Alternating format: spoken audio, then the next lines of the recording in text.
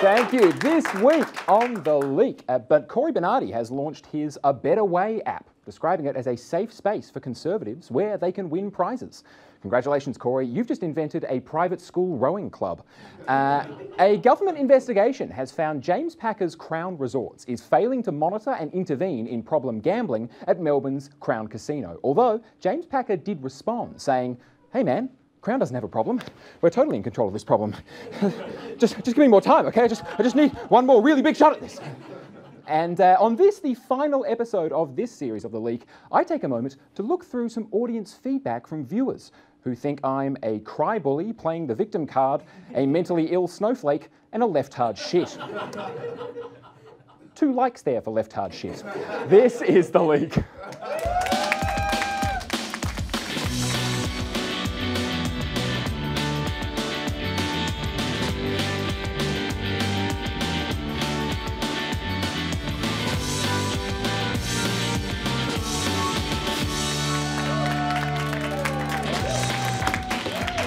Hello! Welcome to The Leak. Welcome to The Leak. And it has been a big week for racism in Australia this week, starting with Sunday night and Sky News, who reached into its Rolodex of political fuck-ups and plucked out Adam Giles, who is the one-time Chief Minister of the Northern Territory who holds the much sought-after record for worst election defeat in the Northern Territory's political history. But the real interest was in Adam Giles's guest, Blair Contrell, seen here just edging out Tony Abbott for number of Australian flags a human can stand in front of. And to be clear, Blair Contrell wants every classroom to have a copy of Mein Kampf, advocates violence against women because he says apparently they are attracted to strength, claims to have burned down the house of a man who slept with his girlfriend, and is currently appealing a conviction for inciting contempt for Muslims after staging a mock beheading of the Prophet Muhammad. So you can see why Sky News had his number saved in their contacts list. But just on that, Sky News' news director, or to put that correctly, the director, Greg Burns, did admit that it was wrong to interview Contrell and that they'd make sure the video was taken down and that his views did not reflect Sky's. Which raises the question, do even the people in charge of Sky News not watch Sky News? Because, like, I don't know if you've watched much of Sky News, but if you have, then when you heard Nazi on Sky News show, you didn't think, who was that? You thought, who was that this time? And speaking of Sky News, this week, Andrew Bolt was the subject of racist attacks for a column he published. Sorry. Andrew Bolt was the subject of attacks for a racist column he published, where he had claimed that Australia's identity was under attack from migrants who failed to integrate, citing Caulfield's Jewish community and Dandenong's Indian residents. And all I'll say is, thank God Andrew's never heard of Chinatown, because I think he would flip the fuck out if he knew what was going on down there. But Bolt went on to say that even the flying of the Aboriginal or Torres Strait Islander flags on government buildings was attacking our nation's identity. First of all, Andrew, I think you might be confusing Indigenous Australians with migrants. Migrants are people like, say, your parents who, luckily for them, arrived in this country at a time when you weren't a paid columnist. Whereas Indigenous Australians are the people who were here for at least 65,000 years before this new group of white people with weird coloured skin who didn't speak the language came along. So, Andrew, I'd be careful with this whole last one in, first one out line you're running. And finally this week, Malcolm Turnbull is under pressure after awarding $443.8 million to an independent organisation called the Great Barrier Reef Foundation without any tender process. And while the opposition is demanding more information, the government is confident that the foundation will spend all of the government money on saving the reef. And given the foundation previously spent money sending Carl Stefanovic snorkeling around the reef to ensure us it's all okay, I think we can agree that the reef is pretty much saved now. But speaking of the environment, plastic bags are all the rage right now, in that their mere existence makes everyone as angry as their threatened non-existence. Smooth. But Coles and Woolworth's decision to ban plastic bags has revealed a hidden side effect. People are assholes. And recently, Coles backflipped and will now give out free, thick, reusable bags for the time being. And here to discuss this with me is Coles spokesperson, Rose Bishop. Rose, what is Coles's official stance on this issue? Pat, Coles remains committed to eliminating the use of plastic bags at all Coles stores. Yeah, but that's not actually what they said, is it? Pat, I've told you before, I'll tell you when you can talk. Coles has always been against plastic bags. But then why did they change their mind?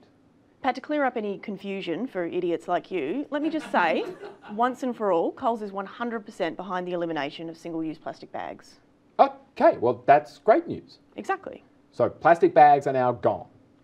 Well, it depends what you mean by gone. Oh, Rose, I think gone is a pretty simple... Pat, everybody knows that you need time to adjust to a change like this. I mean, what do you expect, for me to come on this show and say that we're 100% behind the elimination of single-use plastic bags? That's literally what you said, like less than 30 seconds ago, Rose. That's rubbish. That is sort of the issue we're dealing with, yeah, I suppose. Pat, Coles' loyal customer, they support the ban on plastic bags, and so do we as a company. Rose, I actually can't help. You keep looking down at your phone every time you seem to change your mind. I mean, what are you looking at on your phone? Pat, Coles isn't changing their mind based on the reaction of social media every 15 minutes. They're not blowing in the wind like some single-use plastic bag in American Beauty. See, it does feel a lot like that scene at the moment though, Rose. Coles remains committed to eliminating the use of plastic bags at all Coles stores, sometimes. Always, until they don't, for the foreseeable future, indefinitely until August 25th, which is what they've always said. Clear as mud. Rose Bishop from Coles, everybody. Oh, and Pat, just one more thing. Yeah, sure, Rose, go ahead. Some guy called Toby wants to know whether you have a pencil dick to go with that pencil neck you have. Thank you, Rose and Toby. 4 likes for that. 4 likes, great. And now for an outsider's perspective on this, we cross to Matt Young in the Leak News Jacuzzi. Glad to still be in the news jacuzzi, Pat. Yes, I understand you've been in the news jacuzzi since our first episode. That's right, Pat, and I am as wrinkled as one of these beautiful plastic bags next to me. It is clear to me now that plastic bags, however, are terrible for the environment. That's right, Matt. I mean, I can tell you're surrounded by them. Oh, no. Terrible for the business environment, Pat. Coles can't win. They either ban plastic bags and Andrew Bolt is outraged, or they don't ban plastic bags and get up starting an online petition. So there's no right choice. Well, Matt, surely whatever saves the planet is the right choice. No. The right business choice, patty cakes, keep up. Coles is willing to do whatever they can to ensure the sustainability and safety of our precious business ecosystem, but it's impossible with so much resistance from the other side. Well, but Matt, then who exactly is the other side in this? Anyone who doesn't want to buy plastic shit at Coles. From day one, Coles has pushed for strong legislative protections for our fragile business environment, and they're still willing to do whatever's necessary to protect it. Including, say, banning plastic bags? Yeah, sure. Ban plastic bags, unban plastic bags, make an Antarctic seal their mascot, or bash the seal to death in a Facebook live stream. They'll do whatever it takes to please their customers. Capiscio, Patricio? Matt, aren't you just pointing out the flaws of the free market here? Like, why should businesses change if there's no financial incentive for altruism? For what? Sorry? Altruism. Yeah, I don't know what that is. Are you offering me drugs, Pat? No, I'm not offering you drugs, Matt. I'm saying there needs to be some obligation on companies like Coles to do the right thing. Pat, they're a business. They'll do whatever it takes, and that is fine. But Matt, a whatever it takes attitude obviously isn't fine. I mean, I could go on some long rant about climate change, or I could just say, Matt, you're literally choking on a plastic bag right now. Whatever it takes, Pat. Whatever it takes. Yeah, well, I guess you're not wrong. Matt Young, everybody. Oh, and Pat. Yeah, sorry, Matt. Yeah, what? I've got here. I've got something. Okay, we'll come back to you, Matt. You just focus on getting your breath back. Hang in there, Matt. Matt Young in the Leaks News Jacuzzi, everybody, and we'll be right back.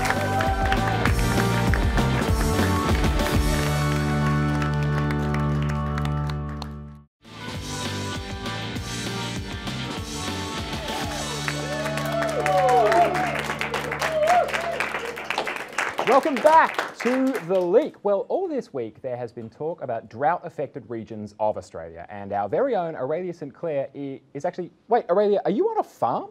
Dad, Pat. If I don't find someone to marry quickly, I might lose my visa. And now that Channel 9 cancelled Farmer Wants a Wife, I've got to work even harder to find me some animal husbandry. I don't think animal husbandry means what you think it means, Aurelia. That's like between animals, like cows or sheep. You know, aren't you talking about finding like an actual farmer? A farmer, cows, sheep. I just want to stay in this country, and to do that, I got to put a bell on something. It looks like what are you doing there? Like, are you planting seeds or something? Like, nothing's going to grow in this weather, Aurelia. I'm not planting seeds. I've made a trail to lead livestock here, and when they arrive, I'll use this. To build them a house? No, Pat. To club them down to death with. Aurelia, no, that's barbaric. Oh, you're one of them? One of who? An opponent of live export. Do you know what happens to live exports? I imagine exactly what you're about to do. With one small difference. This method is better for managing my anger. Better livestock than people, Pat. Okay, thanks, Aurelia, I guess. Oh, just one more thing, Pat. No, Aurelia, actually, I don't need any more of these. Oh, by the way, Bree says, I wish that mansplaining Lego man was like an actual Lego so that he'd shut the fuck up. Like 5 likes, which is more than your video got. Yeah, thanks, Aurelia, thanks heaps. Well, Australia. If there's one problem we can all agree we have, it's that we're too attractive a destination for gross foreigners. So now there's a suggestion that any new migrants who apply for permanent residency should have to take a test on Australian values, which for the next 4 minutes will be represented by Ollie, Sid and Millie. And while a yellow echidna is difficult to understand, the concept of exactly what Australian values are is actually even harder. I mean, it's such a loose concept that basically everyone can have a different understanding. I mean, think of Australian values as like Donnie Darko, right? I mean, everybody's got a different understanding of what it means, but the people who go on about it tend to be total pricks. But if we're trying to understand what Australian values are, surely the best place to start would be with Citizenship Minister Alan Tudge, as seen here in the throes of an explosive orgasm. And Alan Tudge set up his version of Australian values in a recent speech in the UK. The UK, of course, being the obvious home for a speech about Australian values. But anyway, Tudge listed Australian values as freedom of speech and worship, equality between the sexes, democracy and the rule of law, a fair go for all, the taking of individual responsibility. But it just so happens that some would say, promising young comedian has actually already explained how freedom of religion isn't under threat in this country and that equality between the sexes is not a principle adhered to by the Liberal Party itself, let alone the rest of the country. I guess he must not be watching. I suppose Dr. Doctor might be more his speed. Although to be fair, people need to know why Dr. Knight's leaving and where Penny will land on those fateful decisions about her love life. Wait, if that's going on now, what am I doing here? Anyway, other than that, Tudge said democracy was an Australian value. Democracy. I think the Greeks that Alan Tudge definitely called WOG at high school would have a pretty serious problem with Tudge claiming democracy as an Australian value. I think the Greeks have a bit of a trademark on that one. You know, like would Tudge seriously say, oh, you want to try some Australian food? Well, here, try this tzatziki and pita bread. It's a traditional Australian dish. But you know, maybe Australians really do love democracy. Let's ask one, shall we? Yeah, I don't even know who I voted for. You don't know who you voted for? People like me shouldn't even be allowed to vote. If you don't know who you're voting for... Yeah. But you say you just tick some boxes. Pretty much. Just down the line, My name, donkey vote? I'd like to know who and whatnot, but yeah, got enough things in my own world to go on. Inspiring stuff. Okay, so maybe we're not as big on this whole democracy idea as Alan thinks we are, but that's just because he's a politician. He's meant to be out of touch. Anyway, what's next? What's next? Freedom of speech. That's right. And you know what? Let's start with a speech from alt-right reprobate, which was actually the original name for Deep Blue something. Alt-right reprobate Lauren Southern, who used a speech in Brisbane to make a joke about Melbourne. Begging with God, God, if I can find 10 good people in Sodom and Gomorrah, please do not nuke Melbourne.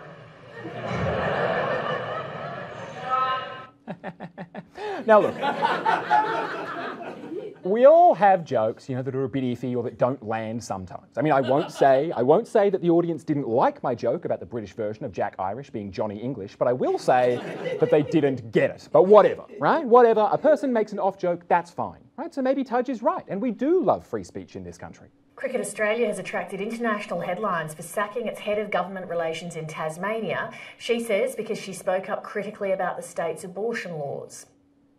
Okay, that's just one example though. I mean, you know, we still have robust debates in this country where ABC reporters with foreign-sounding names have their personal phone numbers posted to Facebook so that random assholes can send death threats and abuse to their mobile number because the reporter tweeted something about plastic bags. Oh, fuck. Okay.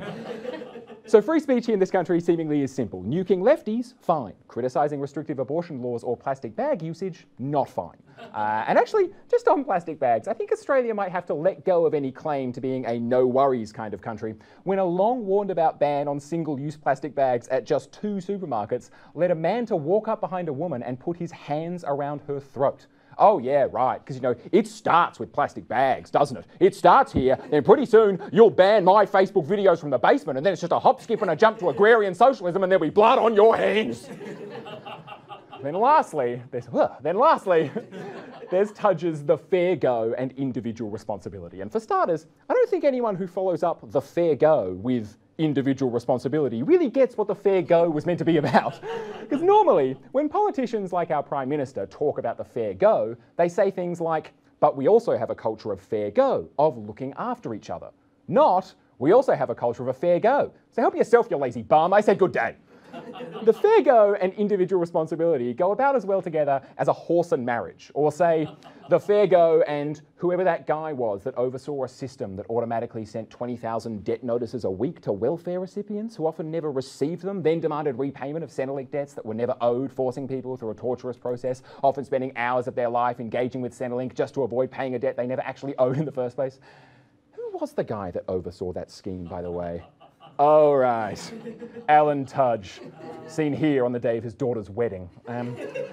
So maybe these Australian values aren't actually something we live and die by. But hey, even if they are, I think I've spotted another pretty major problem with this whole values test, and that is you can't really teach values through a test. I mean, it's one thing to test someone's English, and I mean, the fact that new migrants are taking the test in English should be a pretty good indication one way or the other. But it's another thing entirely to hand new migrants Plato's Republic and then say, do you agree? Because that doesn't tell you anything. Because even if they say yes, that's only really proof they know how to pass the test. That's like when a driving instructor asks if you'll obey the road rules, or when a first date asks me what I do, and I know I could say comedian, but I know the right answer is, I'm just taking a break from the law right now. And that's exactly what will happen. Any new migrant can tell Alan Tudge, seen here as Alan Tudgerigar in his disastrous one-man paean to Tony Abbott, Tudgy smuggler. Any new migrant can tell Alan Tudge what he wants to hear. Although, if I was a new migrant, I'm not sure I could bear the look on his face when he found out I'd lied. Yeah, that look. We'll be right back.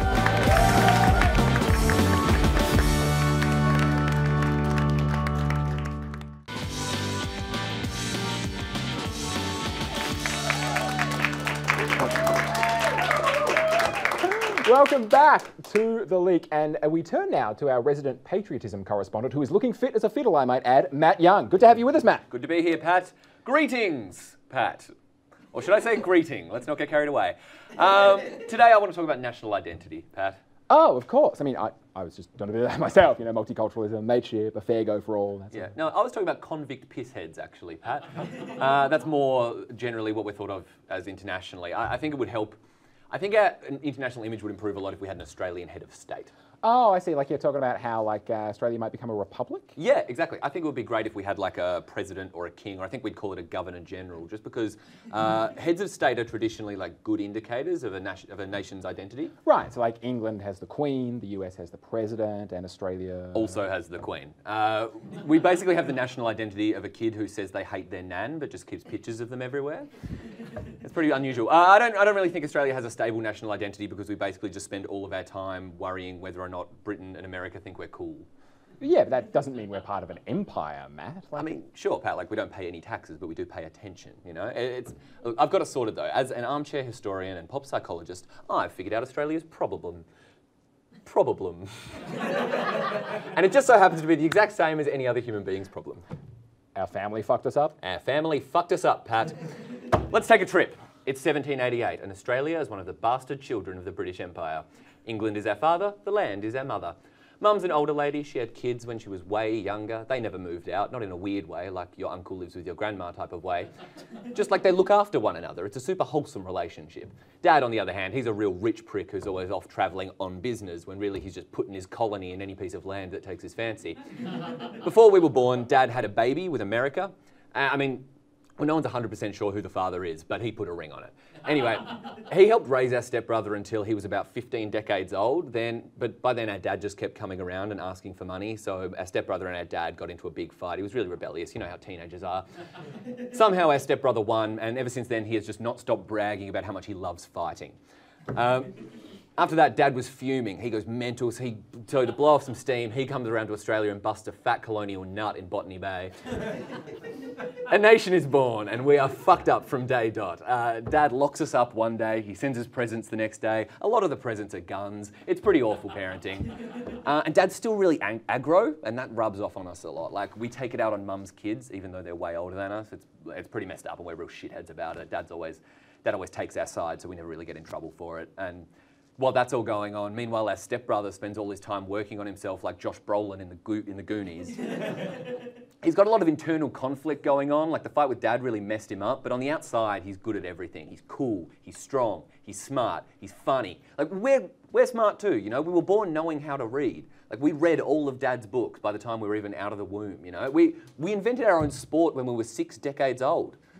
But Dad just makes us play cricket with him all the time because no one else will play with him, and he gives out shitty ash trophies. It's bleak. Everyone thinks that we're humble, but that's just because we've spent all of our whole life just having our family tell us that we're a no-good pack of criminals. So eventually we just gave up and started to go with it, and we were all, oh, criminals are cool. All our favourite people are criminals.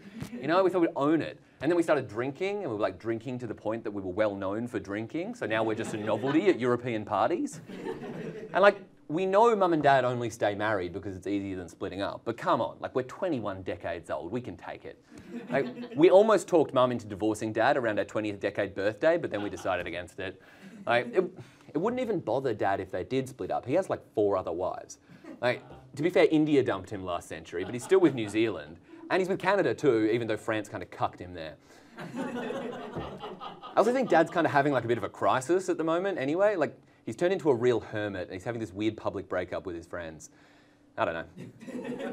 It's 2018. We should be cutting toxic people out of our lives. And it would be nice to reconcile with Mum's kids, but it's hard to make up for what we did under Dad's influence. You know, we tried saying sorry, but that had never cut it.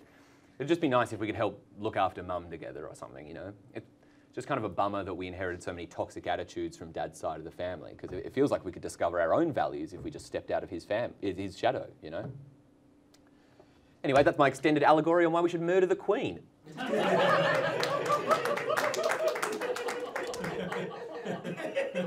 We might get to that later, actually. Fair enough, Pat. Oh, Pat, by the way, I did mean to say, some guy called Jacob did reply to that Toby guy and said, can confirm, pencil dick.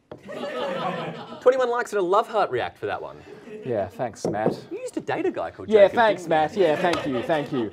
Well, and finally, Osama bin Laden's mother, change of pace, Osama bin Laden's mother gave an interview this week to The Guardian. And in the interview, one of Osama's younger brothers, Ahmad, said Osama's mother, Aurelia, blames those around him because she only knows the good boy side.